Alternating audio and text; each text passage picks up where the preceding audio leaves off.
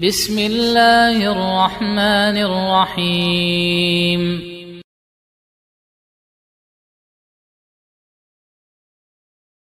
Dosa penyebab siksa kubur yang ke-11 adalah meratapi kematian. Ada orang yang kita cintai mati lalu kita ratapi kematiannya, ini adalah dosa besar penyebab siksa kubur. Rasulullah sallallahu alaihi wasallam bersabda, "Innal mayyita la yu'adzabu bi bukai ahlihi alaihi." Sesungguhnya mayit itu diazab karena keluarganya meratapi kematiannya. Hadis sahih diriwayatkan Al-Bukhari dan Muslim dari Ibnu Umar radhiyallahu taala anhuma. Dalam riwayat Muslim juga dari Ibnu Umar radhiyallahu anhuma, al-mayyitu yu'adzabu fi qabrihi bimaniha alaihi. Mayit itu diazab di kuburnya karena dia diratapi. Dan diriwayatkan Al-Bukhari dan Muslim dari Al-Mughirah bin Syu'bah radhiyallahu anhu, Nabi sallallahu alaihi wasallam mengatakan, "Maniha alaihi fa innahu yu'adzabu bimaniha alaihi yaumal qiyamah." Barang siapa yang diratapi kematiannya, maka dia akan diazab disebabkan ratapan itu di hari kiamat.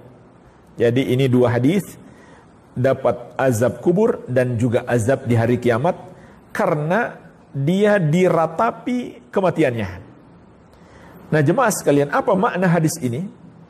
Al-Imam Ibnul Mubarak rahimahullahu ta'ala menjelaskan, "Idza kana yanhahum fi hayatihi fafa'alu syai'an min dzalika ba'da wafatihi lam yakun alaihi syai'un." Maksud hadis ini, dia diazab karena diratapi oleh keluarganya apabila semasa hidupnya dia tahu mereka suka meratapi mayit, tapi dia nggak menasihati mereka. Dia nggak melarang mereka. Atau lebih parah lagi kalau memang dia yang mengajarkan, dia yang menganjurkan perbuatan itu, maka karena itulah dia diazab. Adapun kata Ibnul Mubarak rahimahullah, jika dia sudah melarang mereka namun mereka tetap melakukannya, maka tentu dia tidak mendapatkan dosa dan dia tidak akan diazab kalau di dunia dia sudah berusaha melarang mereka. Karena Allah berfirman, wala taziru waziratu wizra ukhra. Seseorang tidak akan menanggung dosa orang lain. Iya. Nah, jemaah sekalian, seperti apa meratapi mayit itu? Bentuk-bentuknya seperti apa? Di antaranya disebutkan dalam riwayat Muslim dari Abu Musa Al-Asy'ari radhiyallahu anhu.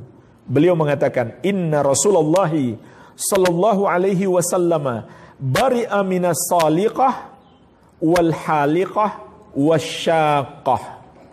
Sesungguhnya Rasulullah sallallahu alaihi wasallam berlepas diri dari wanita yang ketika ditimpa musibah dia histeris, meraung-raung, menangis dengan suara keras,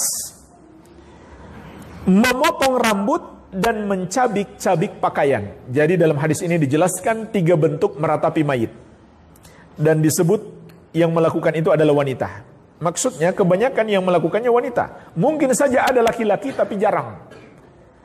Kebanyakan yang melakukan itu wanita dan subhanallah sampai hari ini masih seperti itu. Iya kan? Antum sering lihat ada seorang wanita mungkin anaknya wafat atau saudaranya, ayahnya wafat, dia menangis histeris.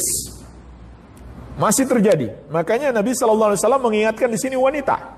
Tapi ancaman ini juga berlaku bagi laki-laki. Dalam hadis ini sebutkan 3. Dia menangis sambil berteriak-teriak dengan suara keras. Menangis boleh, tidak masalah. Nabi SAW pun menangis ketika wafat Ibrahim, putra beliau SAW. Jadi menangis boleh. Yang terlarang adalah sambil teriak-teriak atau histeris, meraung-raung dengan suara keras. Ini yang pertama. Yang kedua, memotong rambut. Jadi karena ditimpa musibah, karena saking sedihnya atau kecewa, rambutnya pun dia potong karena itu. Maka ini termasuk meratapi mayit. Yang ketiga, mencabik-cabik pakaian. Mencabik-cabik pakaian. Iya. Kemudian, bentuk yang lain, Disebutkan dalam hadis Ibnu Mas'ud radhiyallahu anhu, diriwayatkan Al-Bukhari dan Muslim.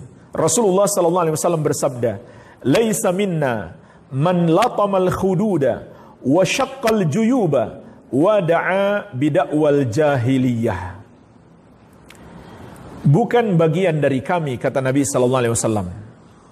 Ketika ditimpa musibah, kemudian seseorang menampar-nampar pipi atau dia menyakiti dirinya sendiri, merobek-robek pakaian, dan menyeru dengan seruan jahiliyah.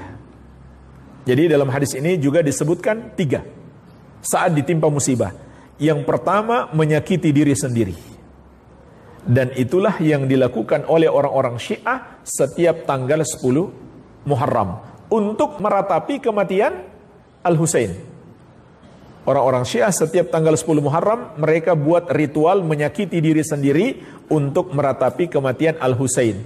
Padahal yang diperintahkan kepada kita disunahkan untuk berpuasa tanggal 9 dan 10 Muharram, bukan membuat ritual atau perayaan untuk menyakiti diri. Dan sebenarnya yang mereka lakukan itu adalah kepalsuan, sebab mereka penyebab kematian Al-Husain bin Ali bin Abi Thalib radhiyallahu taala anhuma, dan Al-Husain berlepas diri dari perbuatan mereka. Kemudian yang kedua dalam hadis ini, merobek-robek pakaian. Merobek-robek pakaian, sama dengan hadis sebelumnya. Dan yang ketiga, menyeru dengan seruan jahiliyah, yaitu mengucapkan kata-kata yang haram saat ditimpa musibah. Ya, seperti kata-kata yang menunjukkan dia nggak ridho atas takdir yang Allah tetapkan. Ya. Hadis yang lainnya tentang bentuk meratapi mayit diriwayatkan oleh sahabat Jabir bin Abdullah Al-Bajali radhiyallahu anhu, dikeluarkan oleh Imam Ahmad. Sahabat ini berkata, "Kunna na'uddu al-ijtima' ila ahlil mayyit wa sani'atat ta'am ba'da dafnihi minan niyahah."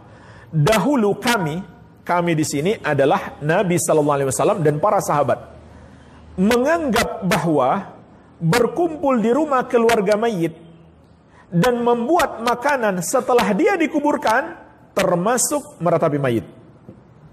Jadi bikin tahlilan 3 hari, kumpul-kumpul makan-makan 7 hari, 40 hari, kata sahabat Jabir bin Abdullah radhiyallahu taala anhu, di zaman Nabi sallallahu alaihi wasallam itu dianggap meratapi mayit.